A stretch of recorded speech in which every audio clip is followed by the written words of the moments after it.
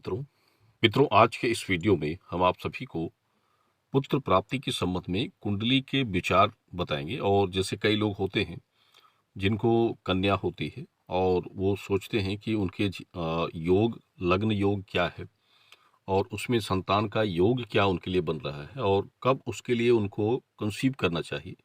तो ये सभी चीज़ें हम आपको एक जानकारी के अनुसार और लग्न की समीक्षा कैसे की जाती है इसके हिसाब से आपको बताएंगे।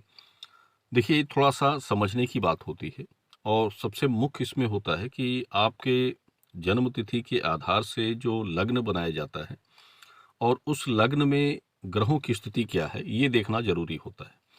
और मुख्य रूप से लग्न में गुरु का भाव, ये पांचवा भाव आप देख रहे हैं, ये गुरु का भाव है। यहाँ पर लग्न में गुरु और पांचवें भाव का विचार किया जाता है। जैसे ये गुरु ग्रह हो गए तो इनका विचार करना, और ये पांचवा भाव है आपके लग्न का, ये पहला भाव, दूसरा, तीसरा, चौथा और ये पांचवा भाव। तो इस पांचवें भाव का विचार आपके लग्न में किया जाता है और उसी के हिसाब से सभी कुछ चीजें देखी जाती हैं। और जैसे विवाह की तिथि जो बताई जाती है कि विवाह आपका कब हुआ था। अब ये किसी की लग्न कुंडली हमने एक उदाहरण के तौर से यहाँ आपके जानकारी के लिए बता रहे हैं।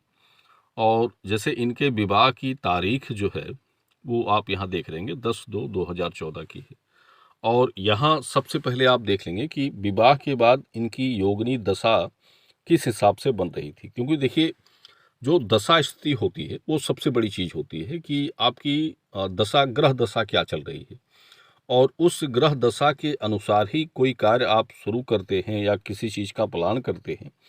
तो ग्रह दशा अगर आपकी उस वर्ष में सही चल रही होगी तब आपका वो कार्य संपन्न हो जाएगा। अगर ग्रह दशा आपकी सही नहीं होगी उस समय में तो फिर उस कार्य में आपको बाधाएं आएंगी और संभवतः हो सकता है कि वो काम आपका आपके इच्छा के हिसाब से ना बन पाए।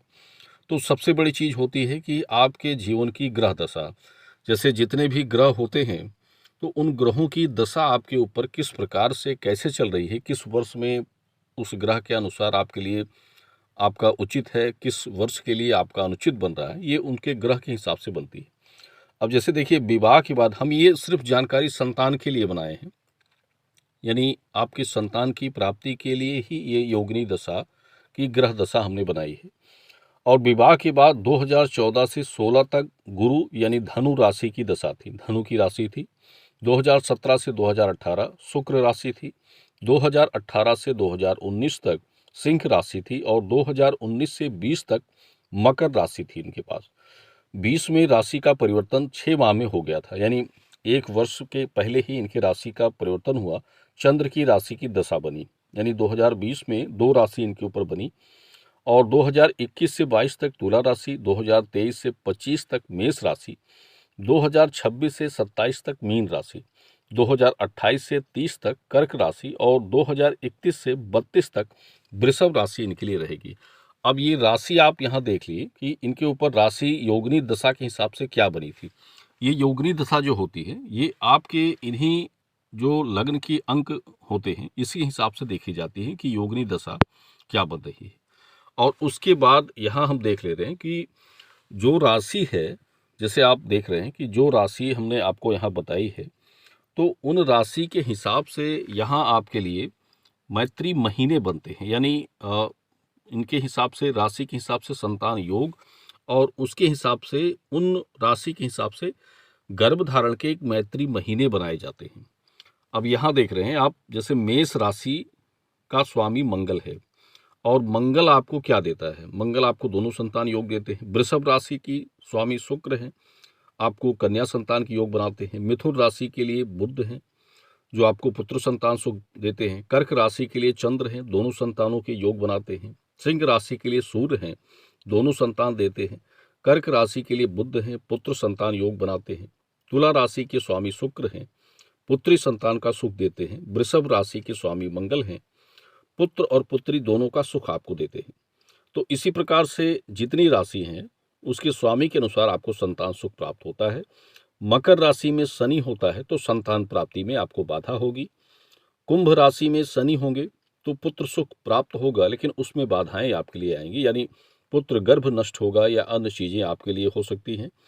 मीन राशि में शुक्र हैं तो पुत्र और पुत्री दोनों के योग बनेंगे। कुंभ राशि में शनि पुत्र बाधा इसलिए बनाता है क्योंकि सर्प दोष होता है और राहु की स्थिति भी वहां बन जाती है।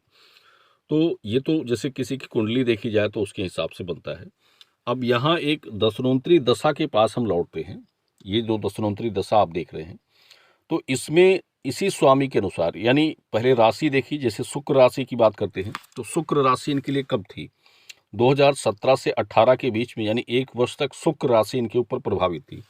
अब उस शुक्र राशि में अगर ये गर्भ धारण कर लेते हैं तो यहाँ इनके लिए क्या होगा? पुत्री संतान का योग बन रहा है। यानी शुक्र राशि 2017 से 18 के बीच में अगर इनका गर्भ हो जाता है, ये गर्भ धारण कर लेते हैं, तो फिर इनको पुत्री संतान का सुख प्राप्त हो सकता है। 2018 से 19 के बीच में, यानी 1 वर्ष में इनकी राशि थी सिंह। सिंह राशि के लिए देखते हैं यहाँ क्या बनता है। सिंह राशि में दोनों संतान हैं, यानी इनको दोनों संतान प्राप्त हो सकते हैं सिंह राशि में अगर इनका गर्भ धारण हो जाता है। अब इसी दोनों संतानों की प्राप्ति के लिए एक मैत्री माह निकाले जाते हैं, तो वो आपके लिए उपयुक्त होते हैं। और इसके बाद 2020 में राशि का परिवर्तन हुआ। 6 माह तक जैसे इनकी चंद्र राशि थी। अब 2000 यहाँ जैसे वर्तमान वर्ष की बात कर ले रहे हैं जो अभी चल रहा है, 2021 से 22 के बीच में, और 2022 यानी 2021 से 22 की राशि तुला थी इनकी। तो अभी वर्तमान में इनकी राशि जो है वो तुला है। तो अभी इनके लिए जैसे कंसीव होता है इस वर्ष में, तो कन्या का योग इनको प्राप्त होगा। अभी इनके लिए जैसे इनको संतान की प्राप्ति का योग देखना है तो इनको कब गर्भ धारण करना चाहिए, इसके हिसाब से इनको अगर देखते हैं तो 2023 से 25 के बीच में मेष राशि है। और मेष राशि यहाँ क्या कहता है? मंगल है, दोनों संतान के योग इनको प्राप्त होंगे। यानी इसमें इनको संतान में पुत्र योग प्राप्त हो सकता है अगर ये 2023 से 25 के बीच में अगर प्लान करते हैं तो। और जैसे दोनों संतानों के योग होते हैं तो थोड़ा कन्फ्यूजन होता है कि इसमें फिर क्या होगा। कुछ लोग सोचते हैं कि इसमें अब क्या होगा। तो इसके लिए ज़रूरत होता है कि आपको एक सही मैत्री महीनों का प्रयोग, और जो डेट की जानकारियाँ होती हैं तो उसमें सही सम तिथि और शुक्ल पक्ष के दिनों का प्रयोग, इसी के अनुसार आप दोनों संतानों में किसी एक संतान का योग, उसके हिसाब से आपके गर्भ धारण के महीने और गर्भ धारण के तरीकों के अनुसार आप प्राप्त करते हैं। तो यही कुछ बारीकियां होती हैं और इसके हिसाब से आप अपना एक गर्भ धारण का चयन कर सकते हैं। देखिए, गर्भ धारण के संबंध में जैसे हमने पहले भी बताया है कि जो स्त्री होती है, स्त्री का लग्न भाव और उसके ग्रह का विचार देखना अनिवार्य होता है। अब इनके पांचांग विवरण हम आपको बता देते हैं। देखिए, इनके जन्म के अनुसार पंच भाव में गुरु का विचार उत्तम है, जो अपनी स्वामी स्वयं की राशि में है, और 100% संतान में पुत्र सुख इनको प्राप्त होना चाहिए। जीवन में इनके ये योग बन रहा है और ज़रूरत है कि मैत्री गर्भ धारण महीनों का प्रयोग इनको करना चाहिए। देखिए, यहाँ आप देख रहे हैं गुरु हैं, ग्रह भी हैं। जैसे स्वयं की राशि जो होती है, गुरु स्वयं ग्रह हैं और अंक 9 है। 9 अंक पर यहाँ देखते हैं तो राशि धनु है और स्वामी गुरु है, यानी दोनों स्थान इनके पंचभाव के गुरु ही बन रहे हैं। स्वामी भी गुरु है और राशि भी गुरु है। तो इसके हिसाब से ये जो जन्म विवरण होता है तो इसमें पंचभाव निश्चित आपको संतान में पुत्र सुख प्राप्त करवाता है। बस इसमें ज़रूरत होती है कि एक सही गणित का प्रयोग करना। तो ये कुछ जानकारी थी आप सभी को समझाने के लिए, और इसी के हिसाब से आप अपनी कुंडली की व्याख्या कर सकते हैं और उसकी जानकारी प्राप्त कर सकते हैं। हालांकि इस संबंध में हमने पहले भी जानकारियां दी हैं, लेकिन कुछ ये खास बातें होती हैं जो लोगों के थोड़ा समझ में कम आती हैं, तो हमने इसमें एक समझाने का प्रयास आपको किया है। और ये गुणा गणित आपके जन्म लग्न के अनुसार ही बनाया जाता है।